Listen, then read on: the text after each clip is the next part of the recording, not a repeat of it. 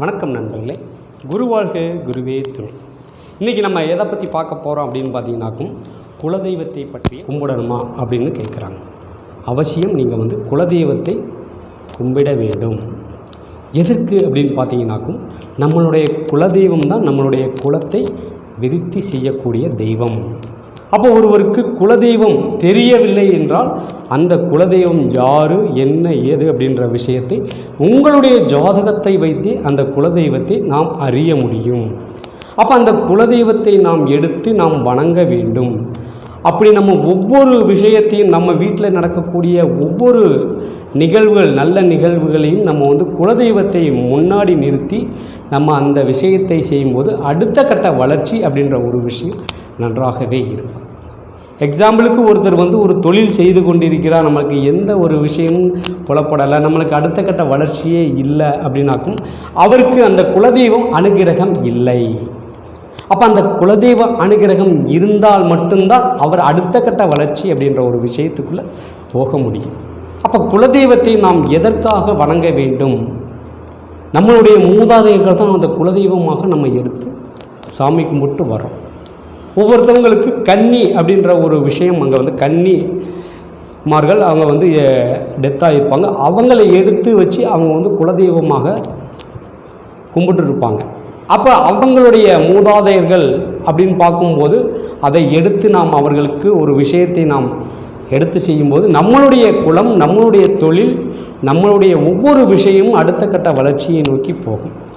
நீங்கள் ஒரு தொழில் செய்கிறீங்க அப்படின்னு பார்த்தீங்கன்னாக்கும், தனித்து நீங்கள் ஒரு தொழில் செய்கிறீங்க, அதில் ஜெயிக்கவே முடியலை அப்படின்னு பார்த்தீங்கன்னாக்கும், அந்த தொழிலில் உங்களுடைய குலதெய்வத்தை நீங்கள் ஆட் பண்ணிக்கணும். அதாவது இது ஒரு தொழில் ரகசியம். எப்படி அப்படின்னு பார்த்தீங்கன்னாக்கும், உங்களுடைய குலதெய்வத்தை அந்த தொழில் பார்ட்னராக நீங்கள் எடுத்து அந்த குலதெய்வத்திற்கு நீங்கள் பர்சன்டேஜ் கணக்கில் நீங்கள் வரக்கூடிய வருமானத்தை எடுத்து வைக்க வேண்டும். பிரபஞ்சம் எல்லாத்தையுமே கவனித்து கொண்டு தான் இருக்கும்.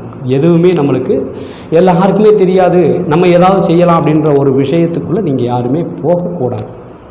நேர்மையாக நம்மளுடைய குலதெய்வத்திற்காக நீங்கள் பர்சன்டேஜ் கணக்கில் எடுத்து வச்சு அந்த பர்சன்டேஜில் வரக்கூடிய அந்த வருவாயை நீங்கள் வருடம் ஒரு முறை உங்களுடைய குலதெய்வத்திற்கு கோயிலுக்கு கொண்டு போய் அதை காணிக்கையாக செலுத்தலாம், அல்லது அங்கே நடக்கக்கூடிய அன்னதானத்திற்கு கொடுக்கலாம். அடுத்து அங்கே கோயில் கட்டடப்பணி நடக்கிறது அப்படின்னாக்கும் அதற்கும் நீங்கள் செலவு செய்யலாம். இப்படி ஒவ்வொரு விஷயத்திற்கும் நீங்கள் அந்த குலதெய்வத்தை ஆட் பண்ணணும், அதாவது சேர்த்து கொள்ள வேண்டும். அப்போ உங்களுடைய தொழில் வளர்ச்சி அப்படின்னு பார்க்கும்போது ஆட்டோமேட்டிக்காக அந்த தொழில் வளர்ச்சி உங்களுக்கு இன்க்ரீஸ் ஆகும்.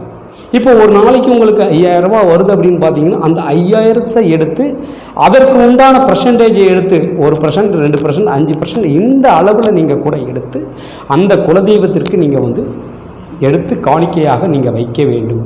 காணிக்கை என்பதை விட அவருடைய பங்கு என்று நீங்கள் எடுத்து ஒதுக்கி வைக்க வேண்டும்.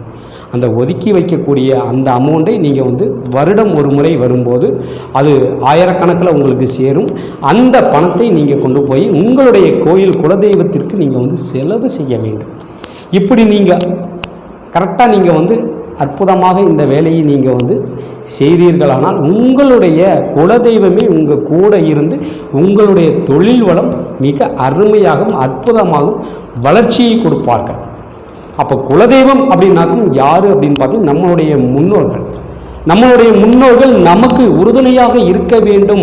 நம்மளுடைய குடும்பம், நம்மளுடைய குழந்தை குட்டிகள் இவர்களுக்கு எல்லாமே நல்ல விஷயமாக ஒவ்வொன்றும் நடக்கணும் அப்படின்னு பார்த்தீங்கன்னா நம்மளுடைய குலதெய்வ அனுகிரகம் அவசியம் இருக்க வேண்டும். அந்த குலதெய்வத்தை நாம் எடுத்து நாம் அதை செய்யும்போது மட்டும்தான் நம்மளுடைய குலதெய்வம் நமக்கு உறுதுணையாகவே இருப்பார்கள்.